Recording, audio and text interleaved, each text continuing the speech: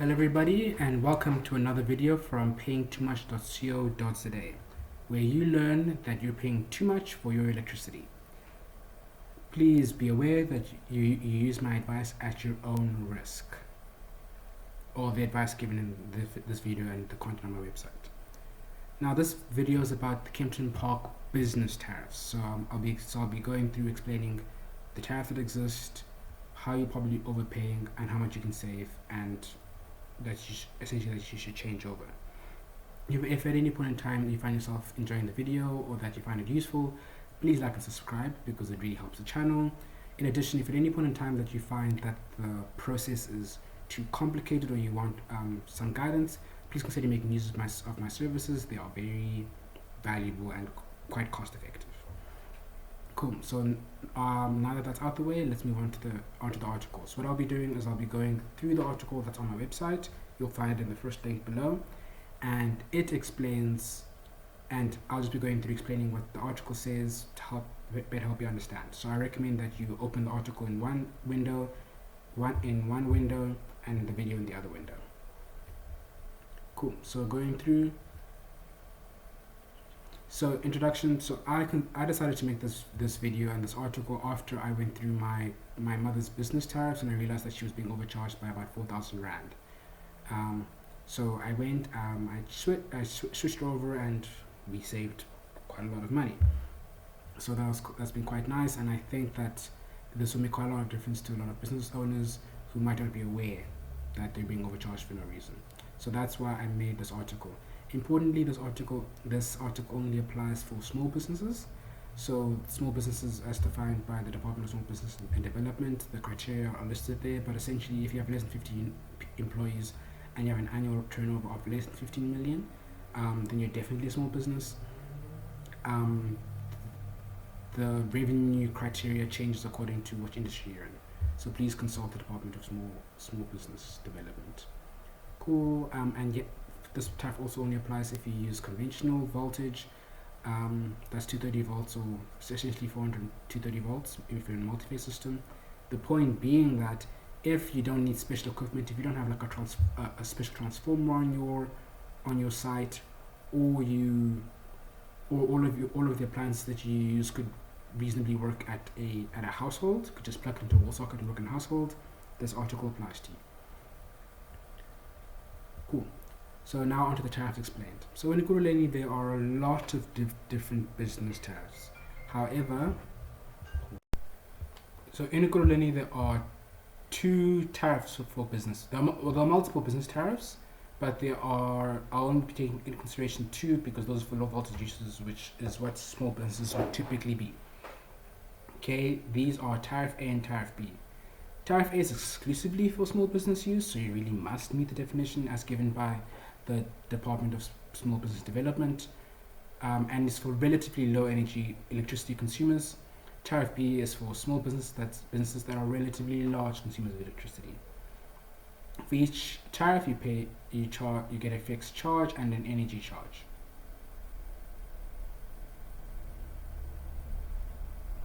Cool. However, for Tariff B, there is also in addition a capacity charge. And capacity charges are what make up the bulk of the difference between Tariff A and Tariff B. So what is a capacity charge? Capacity charge is the amount that you are charged based upon the installed power in your system. What that means is that your system, for example, has the ability to take, say, 100 kilowatts. So you have to pay a certain amount of money to be able to demand from the grid 100 kilowatts of power. To understand power and the basics, I recommend taking a look at the video, which I'll link here once I've made it. Cool. Point being that if you make 100, you need to use 100 kilowatts, you need to pay for that. Whereas on Tariff A, you don't need to pay for that.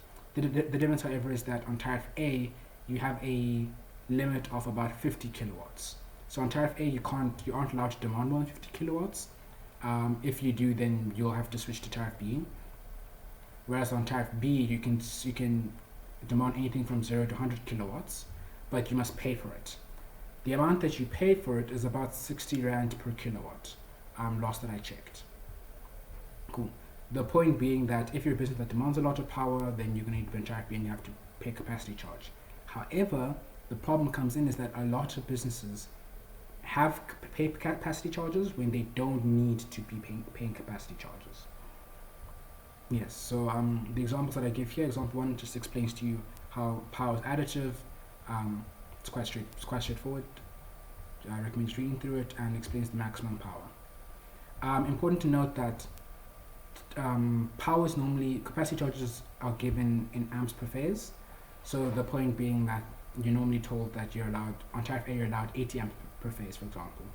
And you're on tariff B you're allowed as maximum of 150 amps per phase. This is just a different way of talking about power. In the video that I spoke about earlier, where we get power basics, we explain to you how to switch from amps to watts. Yeah, but it's interchangeable language. Point being that tariff A maximum of 55 kilowatts, and tariff B has a maximum of about 100 kilowatts. Cool. Now, how to figure out what tariff you're on? So the best way to figure out what tariff you're on is just to contact the municipality and ask them. However, this tends to be quite cumbersome, so there is a process to figure this out. But the process is slightly different depending on whether you're prepaid or if you're credit metering. Cool.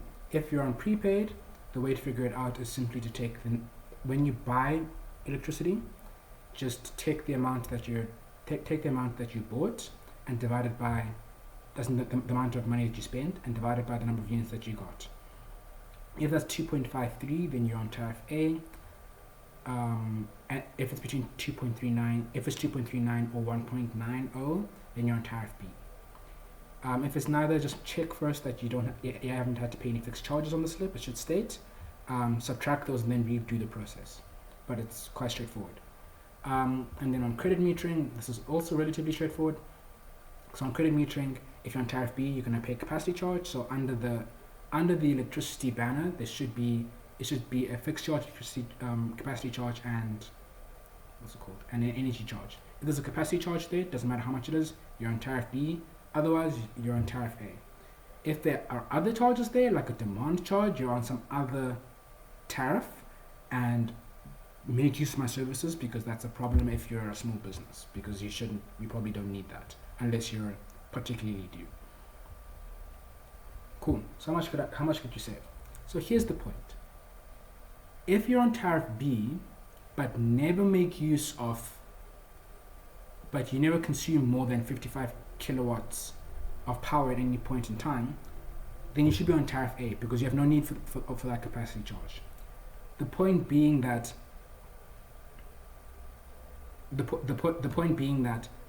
if you do that, you'll then be saving the money that you're paying on the capacity charge. Yeah, that's essentially it. The parity between the two tariffs depends on what your capacity charge is, but the lower limit is 3,000 units. So if you use less than 3,000 units on the lowest possible capacity charge, then you should be on tariff A. Otherwise, you should be on tariff B. Yeah, and that's only if you're a single phase system, which is unlikely. So yeah, again, the most straightforward way to do it is if you use less than 50 kilowatts of power, you should be on tariff A. If you spend more than 9,000 units a month, then maybe tariff B will still be more cost effective for you, and that's a very big maybe. Cool. So example 2 explains to you how to figure out if you should switch to tariff A from tariff B and how much you can save. So, and this is essentially the example of my mother's business. So I give you a list of appliances, and I say their power demands. So it runs 10 2 kilowatt geysers, 10 500 watt TVs, 10 20 watt lights, and other miscellaneous appliances that add 5 kilowatts. Okay, the guest lodge is currently on tariff B. Cool. So I state the capacity charge there, but you could, and I tell you how much it consumes. So the first question is, how much capacity does the guest lodge need? All you do is just add up all of the power. So as I explained there in number A, the total is 32 kilowatts. The 32 kilowatts is less. 32 kilowatts. And then for question B, we figure out how much capacity do you have installed. So the point is that you know your capacity charge, but you don't know actually how much capacity is that you have installed because it doesn't state on the electricity bill. So I show you the process there for how to do it. All you have to do is just do the calculation, do the capacity charge divided by 13.8, and then divide it again by 3, and that will tell you how many amps per phase you have. Alternatively, you can just divide by 60. Yeah, you can just divide the capacity charge by 60, and you should be able to directly get how much power you're demanding. Cool. Now for C, question C was, can I get started move to tariff? A, we see that 32 kilowatts is obviously lower than 55.2 kilowatts, so yes, the gas storage can. And then tariff D just explains the potential cost savings, and it's just we just calculate how much is spent on tariff A, how much is spent on tariff B, and the difference there. Notice that the savings are 3,000 rand after VAT, which is a lot of money.